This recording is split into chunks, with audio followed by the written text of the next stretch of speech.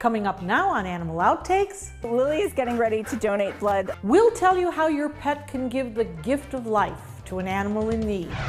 He's just precious. Go out and look for them. That's what I would say. They can be found along the coast from Massachusetts to Texas. All you have to do is hang around the brackish water. Chickens make good pets, roosters do not. And why are folks clucking over chickens, and what does it take to care for one? We'll talk to Dr. Don in Pet of the Week. This and much more straight ahead on Animal Outtakes.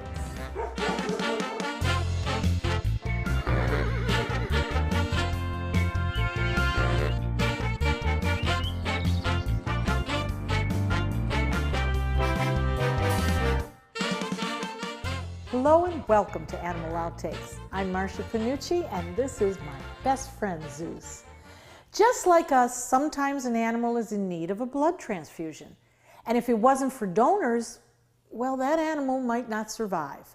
So we met up with some life-saving dogs who probably don't realize what heroes they truly are.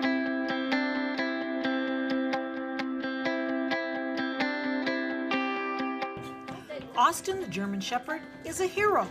For about 6 years now, she has been donating blood.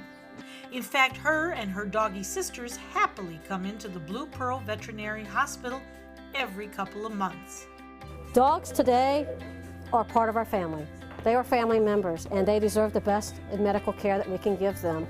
And having the blood available helps save their lives. And that's what it's all about, saving lives. Dr. Duggar, we're here in Tampa in a facility where you have started a very interesting program, the blood donor program. So I have to ask you, is this rather unusual or rare in the veterinarian field? It is actually uncommon to have a blood bank in a hospital. There are several commercial blood banks throughout the country, but the demand is so high for blood products in our dogs and kitties that a lot of hospitals have started now to do their own blood banking. And Blue Pearl, especially as a 60 hospital organization, uses a lot of blood products. So we're now doing a lot of our own production. Now, when you give a transfusion to an animal, it is dog to dog, cat to cat. You don't cross them. Right. And dogs and kitties both have blood types. They're different than people blood types, but we do have to be very careful and match the appropriate type blood in order to make sure this transfusion is successful. Almost any dog or cat can be a donor.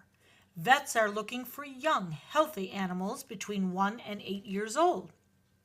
Each candidate goes through an extensive health screening and blood work before being accepted into the program. She's over 2 gallons.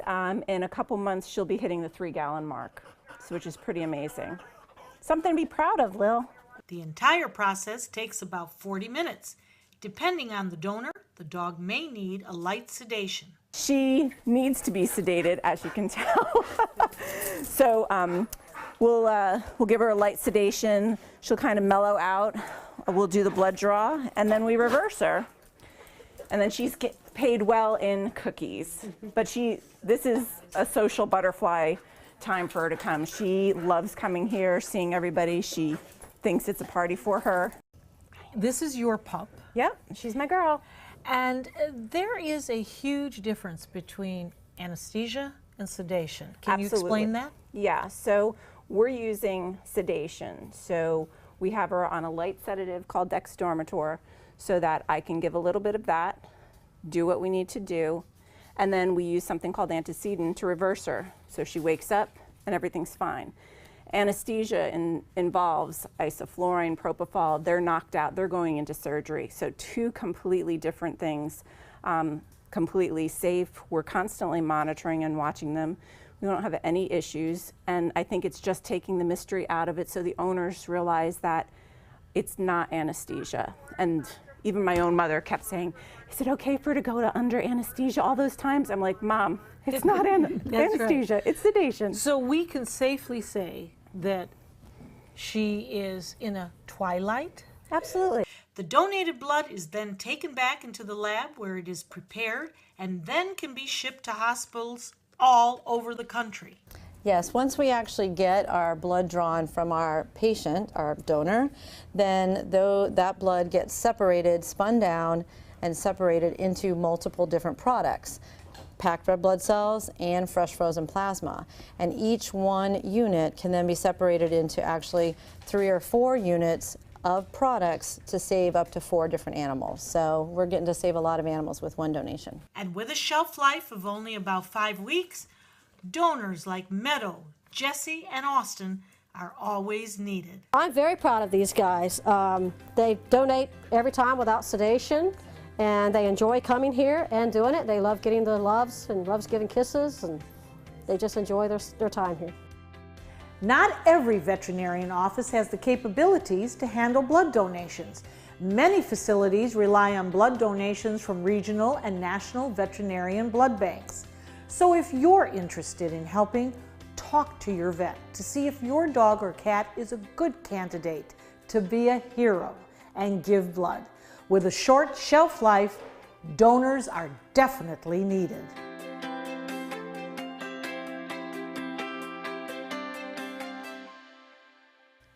The Diamondback Terrapin is found in the eastern and southern United States. This turtle gets its name from the diamond-like pattern on the top of its shell. And while this terrapin has one of the largest ranges of all turtles in North America, it is still a pretty elusive animal. The Diamondback Terrapin is such a unique-looking turtle. Believe me, if you saw one in the wild, you wouldn't forget it.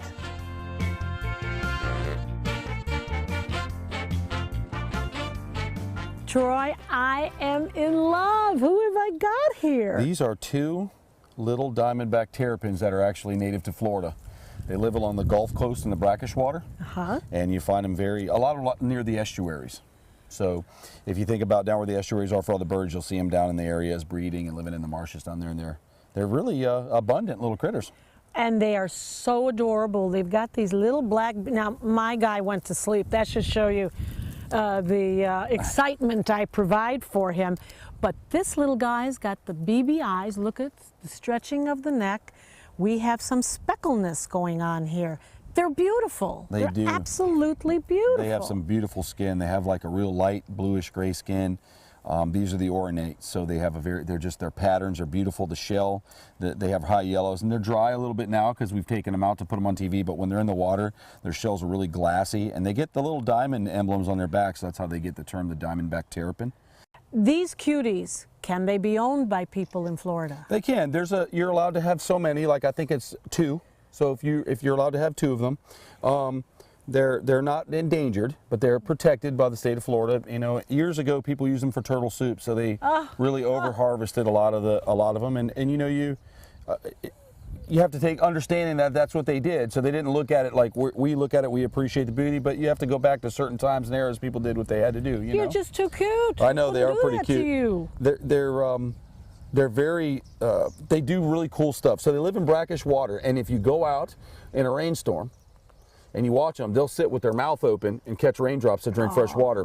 And fresh water will sit on the level of brackish water or salt water. And so they'll swim along with their mouth open getting fresh water. So they can live long periods of times out in the bay, in our Tampa Bay area, and not even have to come back into the fresh water hardly at all. You know, with so many turtles, Troy, you see scales and they're kind of tough and whatever. Why do these seem so vulnerable to me? Well, they're aquatic. A lot of the aquatic turtles, they have very soft, delicate skin. I believe it just helps them move through the water a lot easier. I think you're referencing sulcata tortoises. And they have the big scales, and those big armor arms are made for digging, so they can dig big, deep burrowing holes, and so it's protective too for them. Now, they have predators. They do have predators just like every animal. Every one of them do, that's correct. As babies, they have to deal with fish, birds, other animals, other big turtles if they're in the fresh waters, the snapping turtles. So yeah, they have predators. Once they get to be about this size, they're usually pretty much okay. But an alligator too. Now, if an alligator sees them, they're quite the snack. Now, what is their strongest sense? Is it the eyes? You know, you would think that. I would think more along the lines for these guys. I don't know if it'd be the eyes or their sense of smell. I notice with them a lot of times that they'll see me put food down and they prefer a certain type of food. Now, we could argue that being the structure of the way the food looks or the scent, but they always seem to go to the more fishy, more smelly type of meat as possible. Now, in the wild, they eat snails and crustaceans. If you notice, they have these really big beaks. That's for Yes. crushing crustaceans. Yes. Little crayfish, little crabs, snails, things like that is their main diet. So they do really well. Now, on that are type they of stuff. harmful to fingers? Yes, I mean, I don't think that they would even break the skin. I have been nipped a few times by terrapins in the past, not these two. But yeah, I think they would break the skin on you. It wouldn't feel good. It wouldn't feel good. Yeah. You know, it's just amazing to me. We are so fortunate, Troy, that because of people like yourself who bring these animals to us, we are able to get up close and personal with animals that we otherwise would never even be close to. And I so understand this because I was a city girl. I was born in Chicago. And to get up close to something like this, we would have to go to the zoos, and then we would be separated by fences. But here we can see the beauty that nature has created. And because of you, he's getting his debut today. Yeah, he is, and they're just gorgeous. While the Diamondback Terrapin is a species of low risk on the world's conservation list, they are given more protection depending on a state-by-state basis. Some states have this terrapin listed as endangered or a threatened species. Coming up next on Animal Outtakes, he is the oldest resident at Sarasota's Jungle Garden, and this bird has lots to squawk about. We'll tell you all about his story coming up.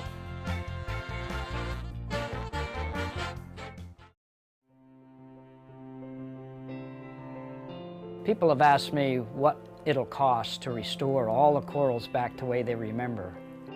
But I have to ask them, what will it cost if we don't do anything?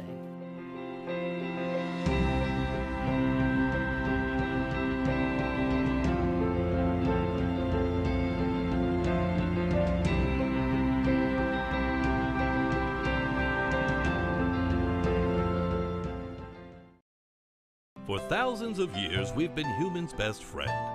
You've been through a lot, and we've been right there with you. A dog is part of the family, a confidant, and a friend who always knows how to get into your heart. So what happens to our beloved companions when we can no longer care for them? This is why we've created Dante's Den, an innovative, state-of-the-art facility that will provide care for up to 100 dogs. Dante's Den is a community for joyful dogs. Millions of Americans face uncertainty when planning for the future of beloved pets who may well outlive them. Dante's Den is a charitable organization, so in whatever capacity you can, please lend your support so that we may continue this most wonderful work. Dante and I would like to thank you for watching and for also opening up your hearts to our wonderful community of joyful dogs. Learn about the many ways you could become involved by visiting dantesden.org. The Crested Caracara is listed in Florida as threatened. Their numbers have declined due to many factors, including illegal hunting. Help support efforts to eliminate the threat of illegal hunting, not just for birds of prey such as the caracara, but for all wildlife. Always alert authorities if you see people hunting illegally, or if you see wildlife parts such as feathers being sold illegally.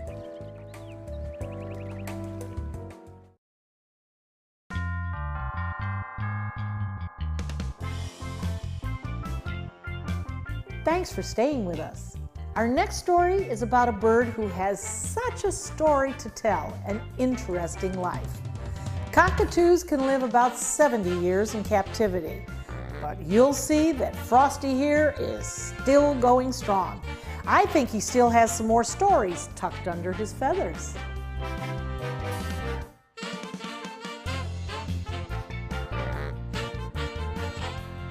So this is Frosty. He is our oldest resident here at the Sarasota Jungle Gardens. He's a sulfur-crested cockatoo, and he is 80 years old.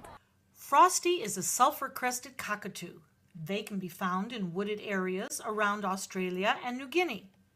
Parrots like Frosty are popular pets, but something owners need to realize is that these birds can live long lives. Most birds, when you get them, they're the equivalents of about a 3-year-old. We do have one, Fortune, who are African gray. They're about 4 or 5 years old. But in average, you're pretty much going to be dealing with a 3-year-old for 60 to 80 years, so be prepared for that. They are very loving birds. The cockatoos are known for being super loving, but they're also very loud. They are known to be the loudest of the birds. So that's actually a thing that they acquired in order to be able to contact while they were in the deep jungles. So just be prepared for that. And what a life Frosty has lived. He wasn't always found here at Sarasota's Jungle Gardens. He actually has a pretty interesting story. He was born in California, and he's lived a long life, so he has done some things he's not proud of, and he actually did some time at Folsom State Prison. There was a program that was set up there with the prisoners, and they actually trained him. And one of his main things that they trained on is that he can ride a unicycle across a high wire. And it gained so much popularity, he actually premiered on the Ed Sullivan Show. So he gained some popularity there, and then we acquired him in about 1970. Bird brain, not Frosty. He's rather intelligent. He remembers those skills taught to him in prison. And at 80 years old, he is still wowing the crowds with those tricks and much more. So what makes Frosty stay put and not fly the coop?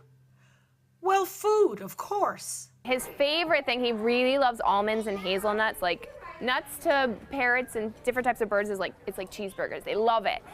He also gets a variety of vegetables and pellets that give him all the nutrients that he needs. Frosty has certainly lived an adventuresome life, rubbing feathers with celebrities and even spending some time in the big birdhouse or slammer. You can still catch Frosty putting on a show for the crowds at Sarasota's Jungle Gardens. In this week's Pet of the Week, more and more people are pecking to get chickens. And who can blame them? Especially if your pet can produce breakfast for you. We'll learn more about backyard chickens next. My name is Julius. I have cerebral palsy. I work for Farmer Jeffy Weising Law Firm. I do a lot of data entry and scanning documents. I want to increase my working experience to make the company much better. At the end of the day, it's good to think of the day's work and to think about what I have accomplished. Hi, this is Dan Marino. When your business recruits people with disabilities, everybody wins.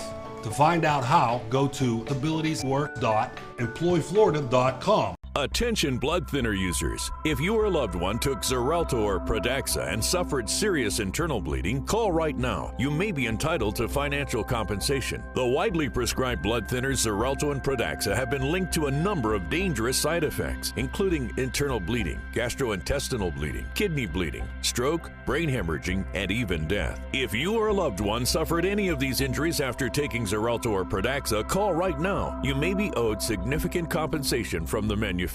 Thousands of blood thinner users may have been exposed to serious risk by these dangerous medications. If you or a loved one took Xarelto or Pradaxa and suffered serious internal bleeding, call right now. Call Nightline Legal to speak with an experienced attorney for a free consultation. If we don't win, there is no fee. There are time deadlines to file a claim, so don't wait. Call right now. Call 1-800-554-3987. Again, that's 1-800-554-3987. You would originally find this animal on a farm, but now more and more folks are keeping chickens as pets. Besides getting fresh eggs, chickens can also provide their owners a natural way of pest control, eating just about anything, including those unwanted insects from the yard.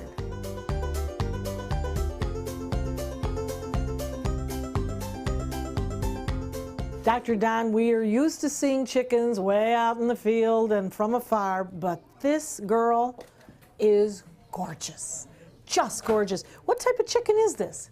Oh, she's kind of a mix, and there are over 300 different kinds of chickens. And if you get on a website or get a book or go to the public library, they still exist, you'll see some of the most beautiful sport varieties of chickens.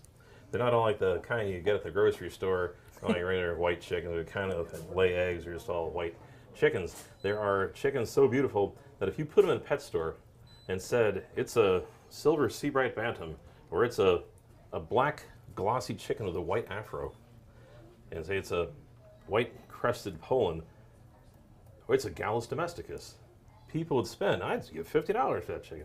And actually you can buy them for about $5. They need to be kept in a coop. They need time outdoors. They like to hunt, get some exercise, get some leg room. They are entertaining. They are, I say, low maintenance. Once again, they can take temperature extremes. They can, live in Alaska. They're in northern Ohio. They can live in Florida. And as long as they can get out of the elements, they don't like damp. They don't want to be, cooked. They don't want to be frozen. But if they can get out of the elements, they're pretty darn well insulated. But let me ask you, Dr. Don, I see feathers on her feet. I find this unusual, is it? No, it depends on the kind of chicken. There are chickens called silkies. They look like little teddy bears. They have like fur, like the feathers look like little fuzzy fur instead of, they have multi-toes and they have extra feathers on their feet. They're marvelous little animals. Hundreds of different kinds of chickens. What is the life expectancy of a chicken? Once again, here you're looking about 10 years. Take care of them right. No kidding. Well, she is adorable, and she was talking here, so Yes. she's got a little personality. They also, you keep them safe from predators. One time last year, hawks are migratory. We had 3 different chickens, 3 different owners with chickens attacked by hawks in the same day. Everyone survived horrific looking injuries. They all lived and did great. Well, I think that's thanks to you and your great staff. So always give a chicken a chance. Well, this little girl is called Happy Feet. Happy Feet, and if you are able to have and legally able to have a chicken, I gotta say I recommend them. They're entertaining. There are more chickens than any other domestic bird species in the world. But like with every new pet, Dr. Don recommends do your research before you start building a chicken coop. Make sure to contact your county to see if you are allowed to have a backyard chicken. Some of your pet questions are answered. Ask the Vet is coming up next. For thousands of years, we've been humans' best friend. You've been through a lot, and we've been right there with you. A dog is part of the family, a confidant, and a friend who always knows how to get into your heart. So what happens to our beloved companions when we can no longer care for them? This is why we've created Dante's Den, an innovative, state-of-the-art facility that will provide care for up to 100 dogs. Dante's Den is a community for joyful dogs. Millions of Americans face uncertainty when planning for the future of beloved pets who may well outlive them. Dante's Den is a charitable organization, so in whatever capacity you can, please lend your support so that we may continue this most wonderful work. Dante and I would like to thank you for watching and for also opening up your hearts to our wonderful community of joyful dogs. Learn about the many ways you could become involved by visiting dantesden.org.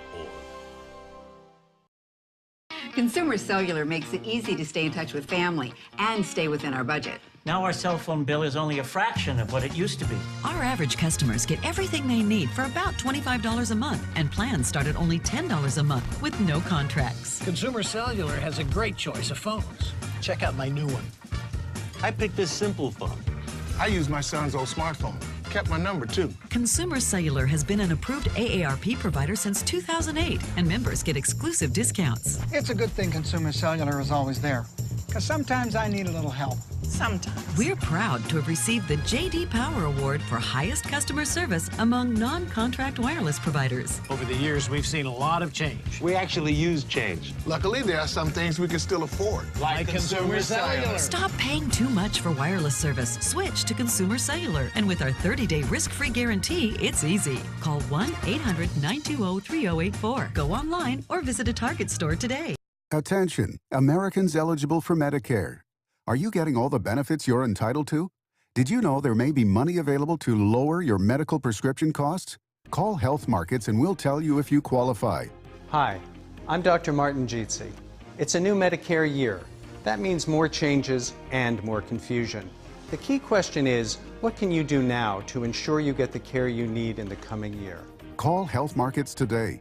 You may qualify to save money on prescriptions. We'll help you find plans that may cost less, cover more, and could even lower your prescription costs to increase your savings.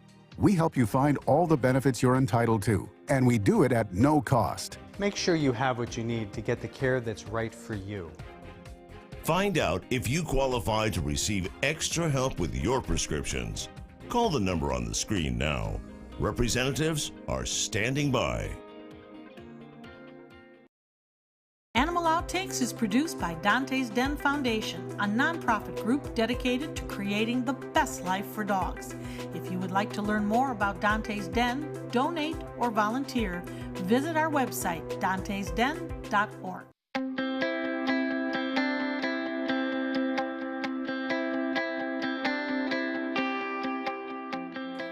So vaccinations is a very difficult topic. You have to understand, we as doctors are in the business of preventative medicine far more than we're in the business of fixing things. Well, except when you work in an ER like mine. But it's important for your general vet to make sure your pet doesn't get sick. Part of that is vaccinating appropriately. Those vaccinations change, unfortunately, because we have a lot of different diseases arising, and in order to protect your pet, the pharmaceutical companies come up with vaccines. It's difficult to keep track at times, and we wonder whether it's necessary to vaccinate our pets. The answer is, most of the time, yes. It is very, very important, to an absolute must, to vaccinate a puppy. It's so easy for puppies to get viruses and die. So very important, the first year or two of their lives, you must keep updated with the vaccines.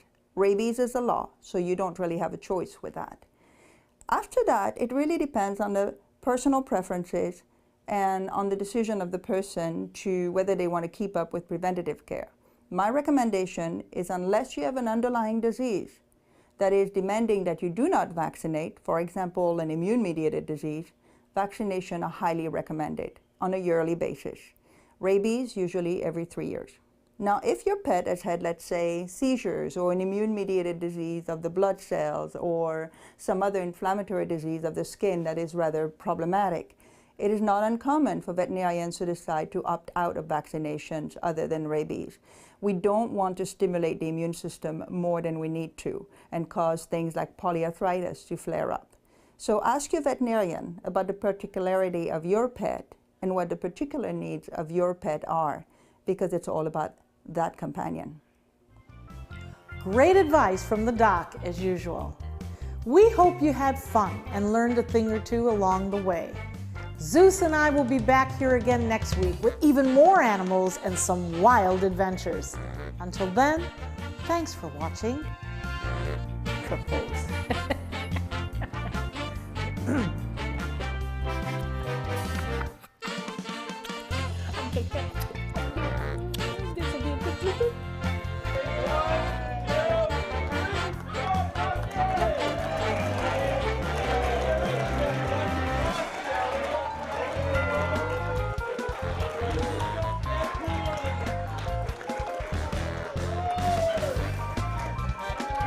One time I was asked about koi, and this guy was an interviewer like you asked, are koi smart? And I paused for a second and said, koi must be smart. They spend all their day in schools.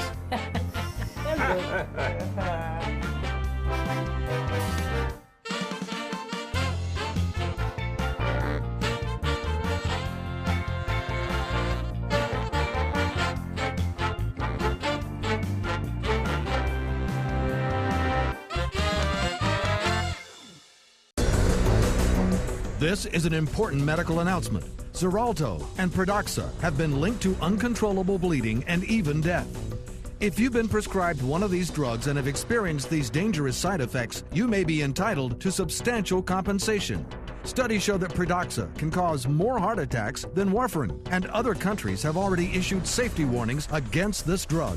Call now for a free assessment of your case and potential money damages. The call is confidential, there's no cost, and you may be eligible. Juries have awarded millions of dollars to Pradaxa victims, and thousands of Xarelto victims are filing their legal cases.